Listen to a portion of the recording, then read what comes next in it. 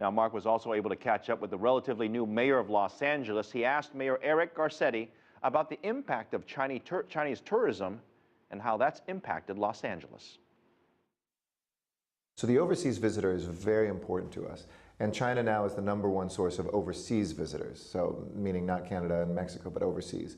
And the amount of money that people are spending is tremendous. I mean, the first day we opened the international terminal, there was a Chinese businessman, so he bought a couple bottles of $8,000 bottles of wine to drink on the flight with his friends.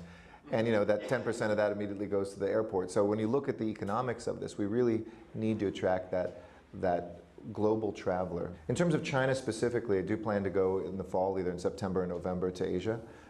China will be a core part of that trip. And we will be looking at promoting tourism.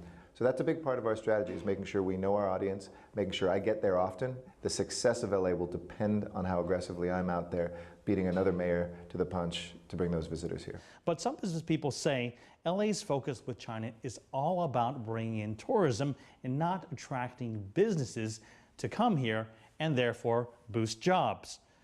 Is that a fair assessment? I don't see it as an either or, but we must do both. And I do believe that we've had a more robust tourism promotion, though I think it can be improved greatly. Then we have business recruitment. When I came in, one of the first things I started doing is mapping out who are the people in the Middle East, in East Asia, in Latin America who are making decisions on investments globally.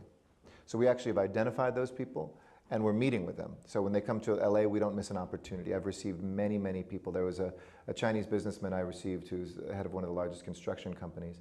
And I sell my city, saying, we want investment here. When we're able to show a metropolis project, which Greenland, is doing downtown, to bring a project to us and 4 months later to break ground is a new record in Los Angeles. But I said, we have to get all of our departments together. We have to show that we have a can-do spirit. We have to get that in the ground. That's 10,000 jobs. That's $1 billion of investment. And that's going to help us bring hotels and housing to where it's needed. So do you feel like you have an adequate team to attract that business, to provide that knowledge? And do you have enough tax incentives in Los Angeles compared to places like New York? We have definitely the team. I'd always like to strengthen, and I think we'd probably build more, but we have a super team. But the most important thing to do is to really be strategic with your time. There are a few people in this world who make those main decisions. It isn't a big group. If you go and just say, I'm going to take a trip to Shanghai and see what's there and meet with a couple people we already do business with, it'll be a junket. But if you go and you know ahead of time who those 4 or 5 people are who are looking to invest one place or another, tax incentives aren't really why they're making those decisions. They need good places for the long haul. People want to own material things right now from Asia and Latin America in a place like LA, and we've got the opportunities. Downtown's the #1 neighborhood in the United States right now, downtown Los Angeles. It's off the charts. Land is about 40% cheaper than New York, and yet you can get the same profitability out of it. So I think LA will sell itself without us having to subsidize it. In 1999, 64% of the top 25 live-action films were made in California. Today, it's just 8%. Louisiana is #1, and we're tied with Canada. Yep. Is that ashamed or embarrassing to you? Absolutely it is. Now, feature films, which a lot of people spend time focusing on, are very important and they're part of my agenda.